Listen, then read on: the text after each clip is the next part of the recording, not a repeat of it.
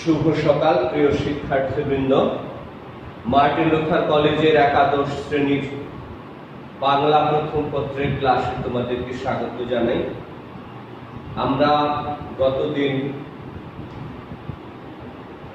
যে কবিতাটি নিয়ে আলোচনা করছিলাম, কবি শামসুর রাহমানের ফেব্রুয়ারি 1969 সালে স্বৈর শাসক আইয়ুব খানের বিরুদ্ধে সারা বাংলায় যে গণজোয়ার জেগেছিল, বিদ্রোহের যে জোয়ার উঠেছিল, সেই গণজোয়ারের, গণপ্রতিবাদের, গণবিক্ষোভের, গণ আন্দোলনের ঘটনাটি নিয়ে কবি শামসুর রহমান তিনি ফেব্রুয়ারি 1969 কবিতাটি লিখেছেন।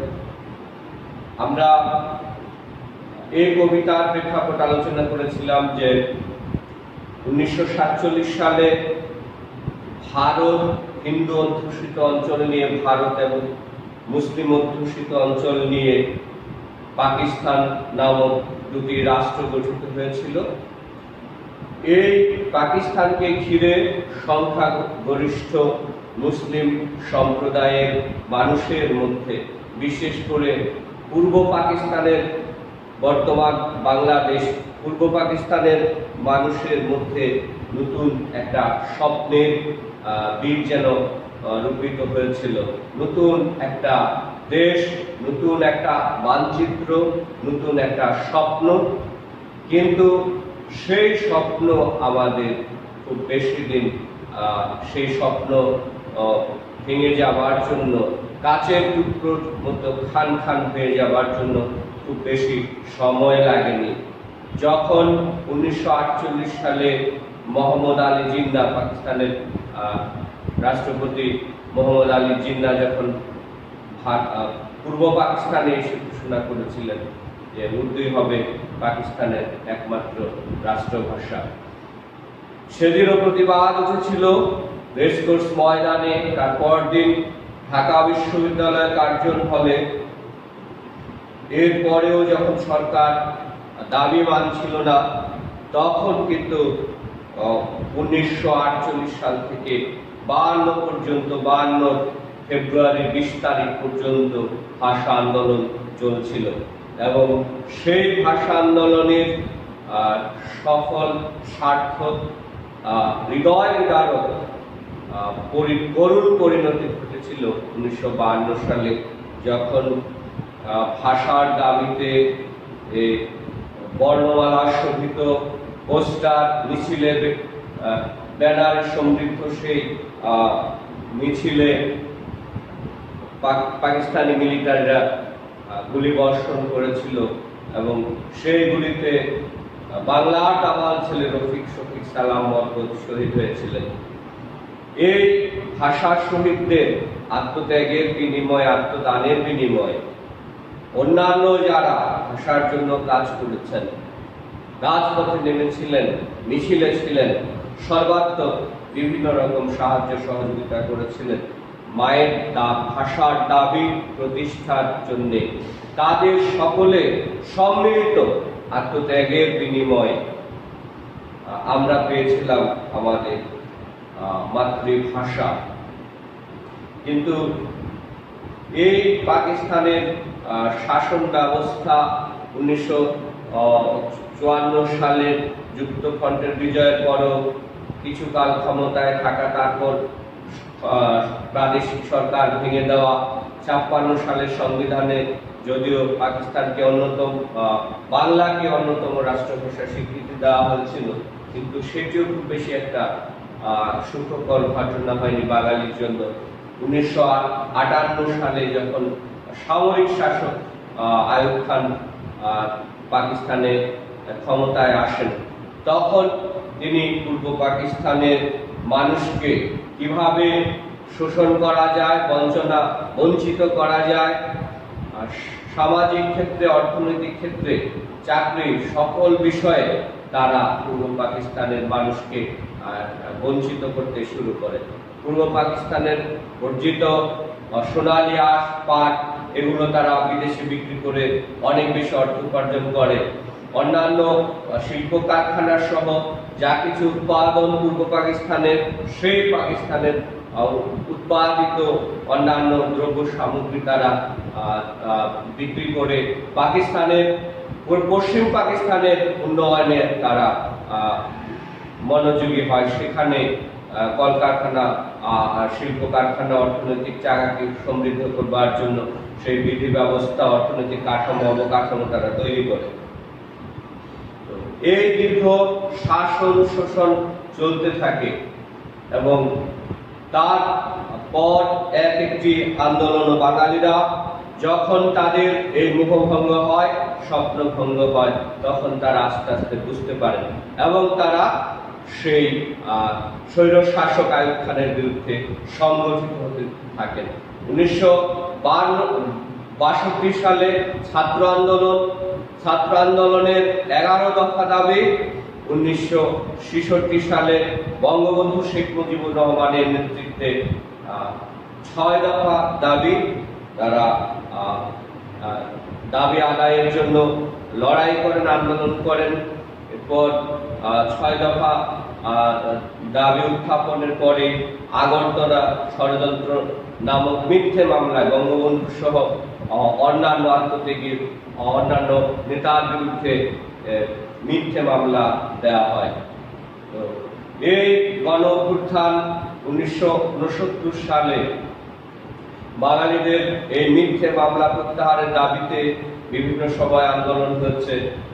এরপর সর্বাত্মকভাবে এই শোষণ, নির্যাতন, নিপীড়নের মাত্রা যখন বাড়তেই থাকে ক্রমান্বয়ে, তখন বাঙালিরা বুঝতে পারে না আইয়ুবের অধীনে আর তার শাসন ব্যবস্থায় বসবাস করা সম্ভব নয়। সুতরাং স্বৈর শাসক আইয়ুব খানকে পতন ঘটাতে হবে আইয়ুব সরকারের। এই কারণে সংঘবদ্ধ বাঙালি ঢাকা থেকে শুরু করে সমস্ত দেশের প্রত্যন্ত গ্রাম অঞ্চলের মানুষ, প্রত্যন্ত জনপদের মানুষ, বিভিন্ন শ্রেণী পেশার মানুষ তারা সেদিন সংগঠিত হয় ঢাকায়। এই সম্মিলিত জনতার আন্দোলনের মধ্যেও নৃশংস হত্যাকাণ্ড সংগঠিত হয়। সেখানে মিছিলে গুলি বর্ষণ করা হয়। সেই গুলিতে আসাদুজ্জামান আসাদ নিহত হন, মতিউর নিহত হন এবং ডক্টর শামসুল হক তিনি নিহত হন। অর্থাৎ এভাবে 69-এর এই হত্যার মধ্য দিয়ে, নৃশংসতার মধ্য দিয়ে বাঙালিরা আরো ফুঁসে ওঠে। তারা এই আন্দোলনকে দুর্বার আন্দোলনে রূপদান করেন। সবশেষে তাদের আন্দোলনের কাছে পরাস্ত হয়ে স্বৈর শাসক আইয়ুব খান ক্ষমতার অন্তরালে, পর্দার অন্তরালে, রাজনীতির অন্তরালে চলে যান ইয়াহিয়া খানের কাছে ক্ষমতা হস্তান্তর করে। আমরা এই কবিতাটি নিয়ে আলোচনা করেছি। আজকে এই কবিতাটা থেকে কিছু সংক্ষিপ্ত প্রশ্ন, বহু নির্বাচনী প্রশ্ন, কিছু সংক্ষিপ্ত প্রশ্ন নিয়ে আমরা একটু আলোচনা করতে চাই। বিভিন্ন সময় যে প্রশ্নগুলো বিভিন্ন বোর্ডে আসে এবং গুরুত্বপূর্ণ কিছু প্রশ্ন নিয়ে আমরা একটু আলোচনা করি। হরিত উপত্যকা এই শব্দটি, শব্দার্থ টিকার মধ্যে অংশে আছে। হরিত উপত্যকা শব্দের অর্থ কি? হরিত উপত্যকা অর্থ সবুজ দেশ। এখানে পূর্বকালীন পূর্ব পাকিস্তানকে বোঝানো হয়েছে, বর্তমান বাংলাদেশকে বোঝানো হয়েছে। ফেব্রুয়ারি 1969 কবিতায় কমল বনকে কিসের প্রতীক রূপে ব্যবহার করা হয়েছে?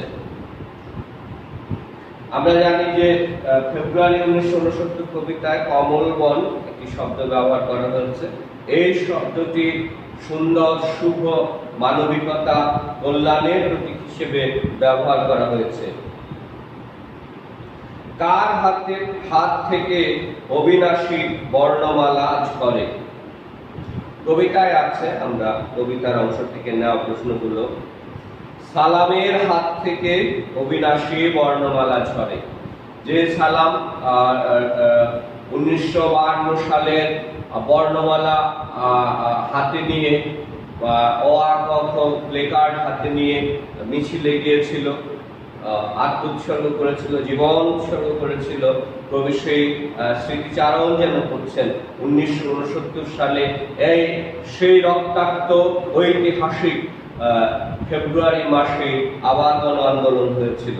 আর সেই তার কবির চেতনায় কবির কাছে মনে হয়েছে সেই সালাম যেন আবার ফিরে এসেছে।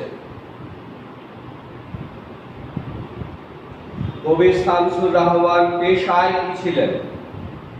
কবি শামসুর রহমান পেশায় সাংবাদিক ছিলেন।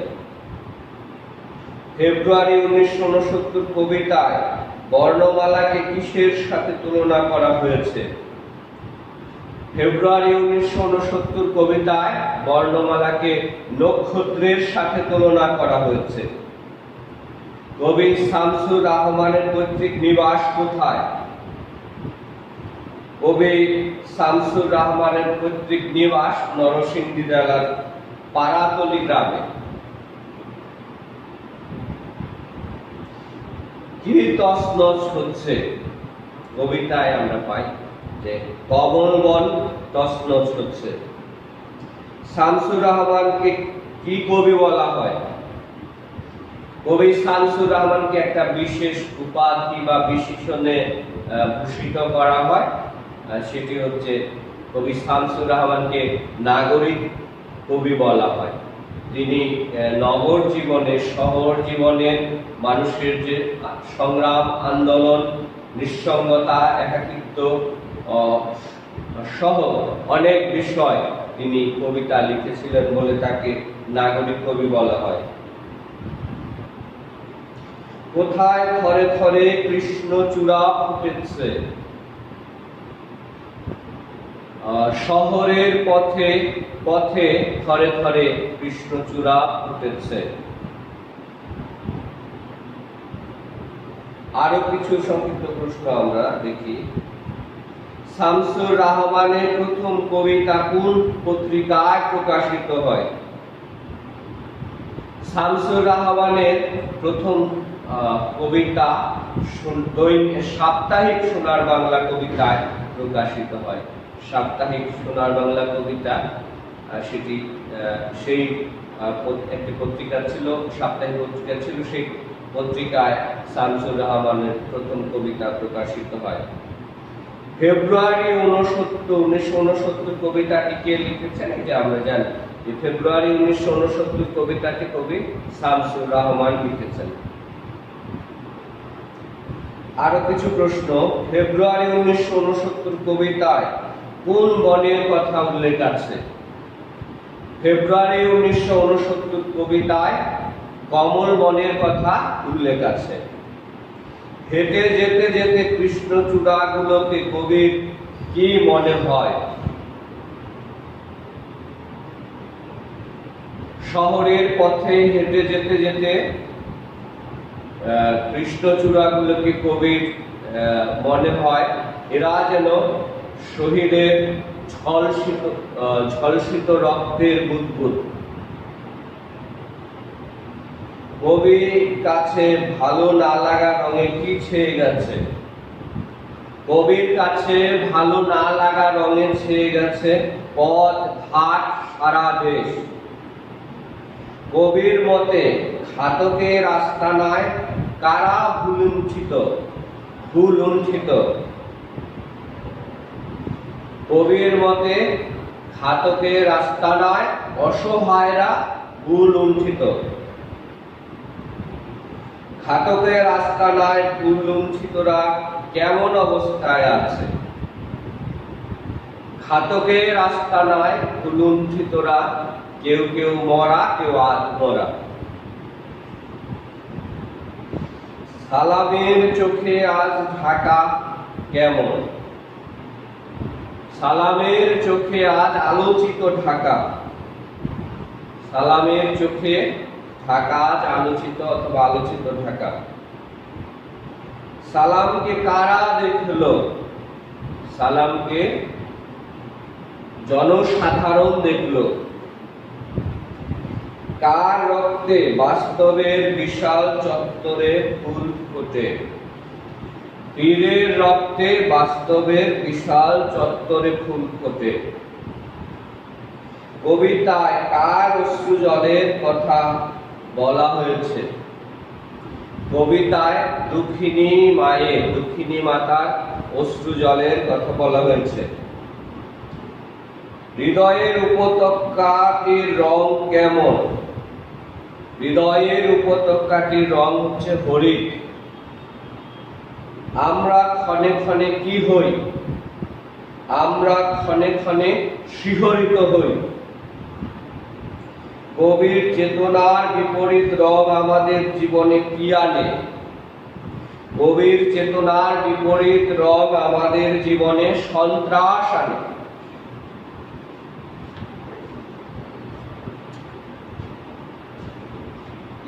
আরো কিছু প্রশ্ন দেখি আমরা, ছোট জ্ঞানমূলক প্রশ্ন বই থেকে দেখি।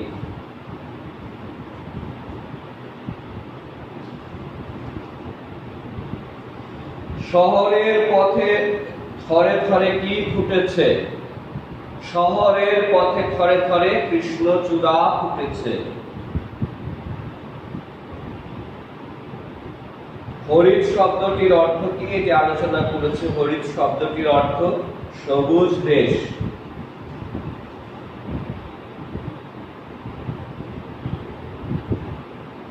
সালাম কখন আবার পথে নামে? সালাম 1969 সালে আবার পথে নামে।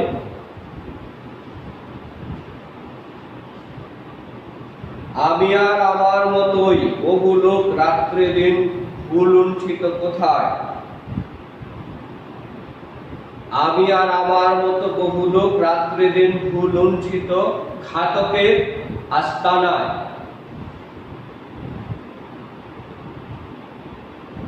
ফেব্রুয়ারি 1969 কবিতাটি কোন ছন্দে রচিত? ফেব্রুয়ারি 1969 কবিতাটি গদ্য ছন্দে রচিত।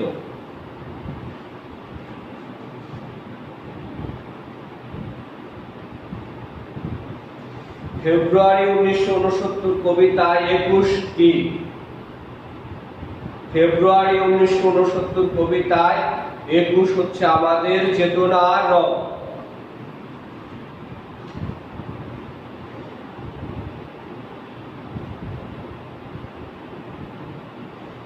ফেব্রুয়ারি 1969 কবিতায় শহীদের রক্তের বুদবুদ কি?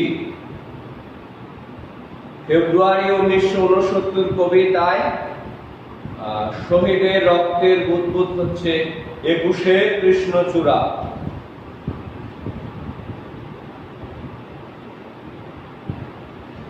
ফেব্রুয়ারি 1969 কবিতায় রৌদ্র কিসের প্রতীক? ফেব্রুয়ারি 1969 কবিতায় রৌদ্র হচ্ছে আনন্দের প্রতীক। ফুল কোথায় ফোটে? শহরের পথে।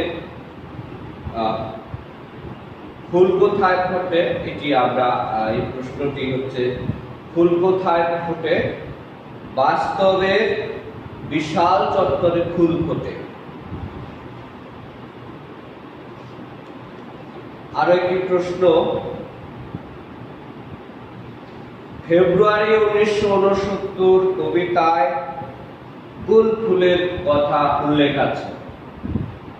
ফেব্রুয়ারি 1969 কবিতায় কৃষ্ণচূড়া ফুলের কথা উল্লেখ আছে। কবি কার মুখে তরুণ শ্যামল পূর্ব বাংলা, কার মুখকে তরুণ শ্যামল পূর্ব বাংলার সঙ্গে তুলনা করেছেন? কবি সালামের মুখকে তরুণ শ্যামল পূর্ব বাংলার সঙ্গে তুলনা করেছেন। কবি রাজপথে কাদের দেখলেন? কবি রাজপথে জনসাধারণকে দেখলেন।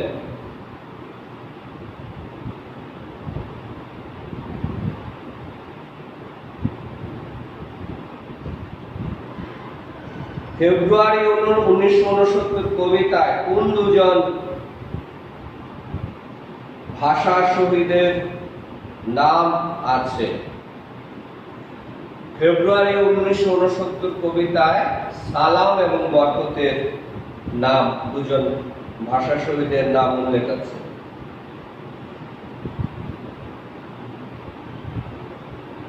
সালামের চোখ আজ কি? সালামের চোখ আজ আলোচিত ঢাকা।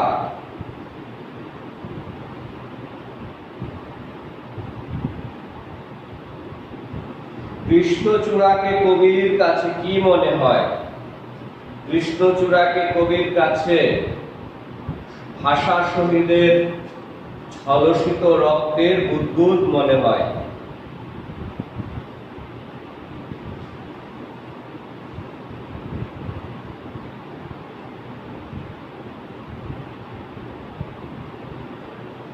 আমরা এবার কিছু অনুধাবনমূলক প্রশ্ন একটু আলোচনা করতে চাই।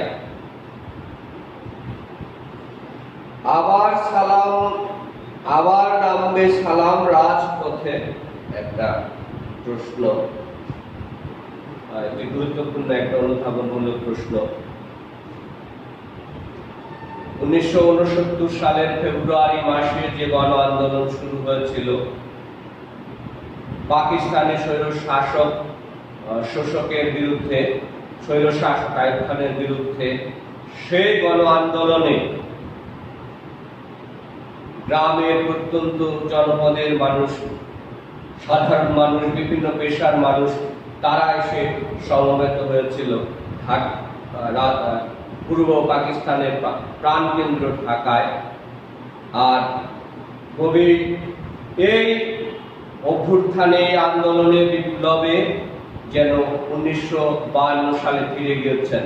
1952 সালে ভাষার দাবিতে, মাতৃভাষা প্রতিষ্ঠার দাবিতে যে আন্দোলন হয়েছিল, মিছিল হয়েছিল, সেই মিছিলে নৃশংসভাবে গুলিবর্ষণ করে হত্যা করা হয়েছিল সালাম, বরকত, শফিক, রফিক, আরো অন্যান্য ভাষা শহীদদের, ভাষাপ্রেমী মানুষকে, পূর্ব পাকিস্তানের দুর্বার সেই দামাল ছেলেদের। সেই চেতনা কবি তার রন্ধ্রে রন্ধ্রে, তার চেতনার মধ্যে বহমান।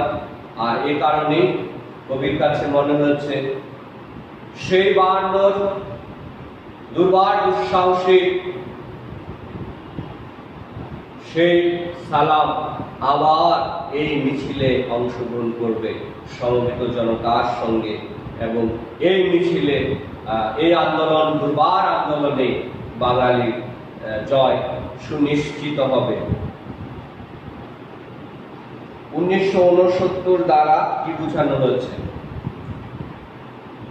1947 সালে দেশ বিভাগের পরে সেই পাকিস্তানি শাসক গোষ্ঠীর শাসন, শোষণ, নির্যাতনের বিরুদ্ধে পূর্ব পাকিস্তানে নানা মাত্রিক যে আন্দোলন হয়েছে, সেই আন্দোলনে 62 ছাত্র আন্দোলন, 66 6 দফা, এইরকম নানা মাত্রিক শাসন, শোষণ, অত্যাচার, নির্যাতন, অর্থনৈতিক শাসন, শোষণ, রাজনৈতিক শাসন, শোষণ, সাংস্কৃতিক শোষণ, সবকিছুর প্রতিবাদ হিসেবে 1969 সালের ফেব্রুয়ারি মাসে বাংলার সাধারণ মানুষ, তারা দুঃসাহসিক সমস্ত মৃত্যু ভয়কে তুচ্ছ করে তারা ঢাকায় এসে সমবেত হয়েছে এবং তারা দুর্বার আন্দোলন গড়ে তুলেছে।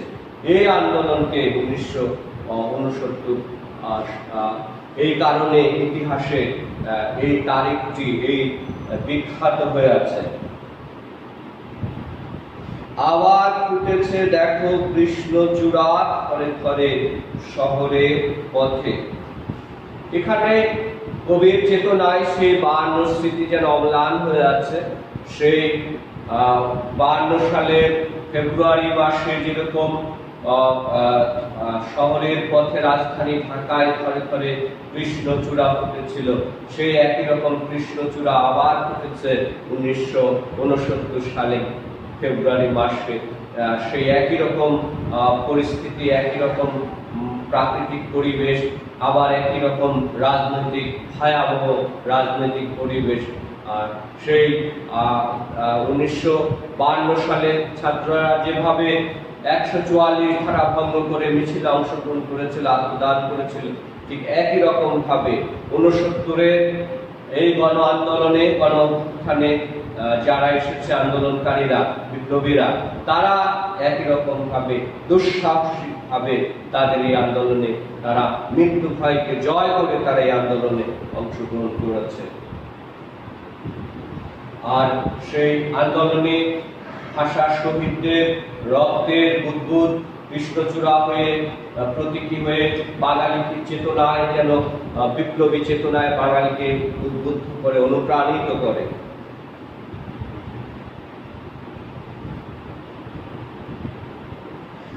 ফেব্রুয়ারি 1969 কবিতায় কবি বর্ণমালাকে অবিনাশী বলেছেন কেন? এই বাঙালির মায়ের দুঃখিনী বর্ণমালার জন্যই 1952 সালে এই বর্ণমালার রক্ষার দাবিতে, ভাষা রক্ষার দাবিতে রফিক, শফিক, সালাম, বরকত সহ আরো অসংখ্য ছাত্ররা এই মিছিলে অংশগ্রহণ করেছিল। ঢাকা বিশ্ববিদ্যালয়ের বটতলা থেকে মিছিল ঢাকা মেডিকেল, হাইকোর্ট চত্বর পার হয়ে ঢাকা মেডিকেলের কাছাকাছি যখন আসে, আমতলার কাছাকাছি, তখনই এই মিছিলে নির্মমভাবে গুলিবর্ষণ করা হয় পাকিস্তানি মিলিটারি নুরুল আমিন সরকারের, পূর্ব পাকিস্তানের নুরুল আমিন সরকার, পাকিস্তান নুরুল আমিনের নির্দেশে। এভাবে যে নৃশংসতা, সেই নৃশংসতার মধ্য দিয়ে, আত্মদানের মধ্য দিয়ে গণবিস্ফোরণ, পূর্ব পাকিস্তানের ভাষা এই আন্দোলনের মধ্য দিয়ে, হৃদয় বিদারক ট্রাজিক ঘটনার মধ্য দিয়ে ভাষার অধিকার প্রতিষ্ঠিত হয়েছিল। এই কারণে এই বর্ণমালা, বাঙালি মায়ের দুঃখিনী বর্ণমালা, সেই বাঙালি মা তার ভাষা ফিরে পেল, বাঙালি মা তার অধিকার ফিরে পায়নি, পূর্ব পাকিস্তান তার নাগরিকদের সেই অধিকার ফিরে পায়নি, ন্যায্য অধিকার ফিরে পায়নি। এই কারণে আবার সেই দুঃখিনী মায়ের, দুঃখিনী মায়ের আবার আহ্বান, আবারও আন্দোলন, স্বৈর শাসকের বিরুদ্ধে, দুঃশাসনের বিরুদ্ধে বেরিয়ে এসে মুক্তি আন্দোলন। বুঝি তাই 1969-এও একই রকম অনুষঙ্গ ঘটনা বারবার এসেছে, একই রকম কথাবার্তা। আর এই কারণে সেই 52-র মতো আবারও 1969 সালে সালাম, রফিক, বরকতের, অন্যান্য ভাষা শহীদদের আত্মদানের চেতনায় সমৃদ্ধ হয়ে, উদ্বুদ্ধ হয়ে বাঙালিরা যেন আবার সারা দেশ থেকে সমস্ত শাসন, শোষণের, অপশাসনের, দুঃশাসনের বৃত্ত থেকে বেরিয়ে আসবার জন্য তারা একত্রিত হয়েছে। বিভিন্ন শ্রেণী পেশার মানুষ, ছাত্র, শিক্ষক থেকে শুরু করে বিভিন্ন শ্রেণী পেশার মানুষ, সাধারণ মজদুর, সাধারণ খেটে খাওয়া শ্রমিক, সব শ্রেণীর মানুষ তারা সমবেত হয়েছে, দুর্বার আন্দোলন গড়ে তুলেছে ঢাকার পূর্ব পাকিস্তানের সেই সময়ের প্রাণকেন্দ্র, প্রাদেশিক রাজধানী ঢাকায়। সালামের চৌকাঠ আলোচিত ঢাকা। কবি অসাধারণ একটা চিত্রকল্প নির্মাণ করেছেন। তার চেতনায় সমৃদ্ধ হয়ে আছে ভাষা শহীদদের আত্মত্যাগ, আত্মদান, তাদের দুঃসাহসিকতা, তাদের মৃত্যুঞ্জয়ী চেতনার জন্য দুঃসাহসিক সেই ঘটনার জন্য 1952 সালে যে বাঙালি ভাষার অধিকার প্রতিষ্ঠা করতে সক্ষম হয়েছিল, সেই চেতনা থেকে বাঙালি স্বাধিকার চেতনায় উদ্বুদ্ধ হয়ে আন্দোলন করেছে, বিপ্লব করেছে। এই কারণে সালামের চোখে যে আলো বিচ্ছুরিত হয়েছিল, সেই আলো হচ্ছে মুক্তির আলো। সালামের চোখে যে আলো বিচ্ছুরিত হয়েছিল, সমস্ত শাসন, শোষণ, অপশাসন, দুঃশাসনকে জয় করে আবার বাঙালির ন্যায্য অধিকার প্রতিষ্ঠার সেই আলো বিচ্ছুরিত হয়েছিল। এই কারণে সালামের চোখে আজ আলোচিত ঢাকা, এই ঢাকার মধ্যে প্রাণকেন্দ্রে পূর্ব পাকিস্তানের রাজধানী ঢাকায় আবার গ্রামগঞ্জ থেকে আসা বিভিন্ন দূর দূরান্ত থেকে, বিভিন্ন প্রান্ত থেকে, একেবারে অজপাড়াঘাট থেকে আসা মানুষেরা আইয়ুবের সেই দুঃশাসনের বিরুদ্ধে, দুঃশাসনের পরাগ্রাস থেকে মুক্ত হবার জন্য, মুক্তি পাওয়ার জন্য তারা এখানে দুর্বার আন্দোলন, দুঃসাহসিক আন্দোলন গড়ে তুলেছিল। তা আমরা এই কবিতার সংক্ষিপ্ত প্রশ্ন এবং অনুধাবনমূলক প্রশ্নগুলো আলোচনা করেছি। তোমরা বাসায় কবিতাটা বেশি বেশি করে পড়বে, শব্দার্থ, টিকা সহ অন্যান্য এবং সৃজনশীল প্রশ্ন এবং বহু নির্বাচনী প্রশ্নের জন্য তোমরা নিজেদেরকে প্রস্তুত করবে। তোমরা নিয়মিত বাসায় পড়াশোনা করবে। আমাদের বাংলা ক্লাস সহ অন্যান্য ক্লাসগুলো ইউটিউব চ্যানেল থেকে তোমরা দেখবে এবং নিয়মিত পড়াশোনা করবে। তোমাদের সবাইকে আবারও ধন্যবাদ জানিয়ে আজকে ক্লাস এখানে শেষ করছি।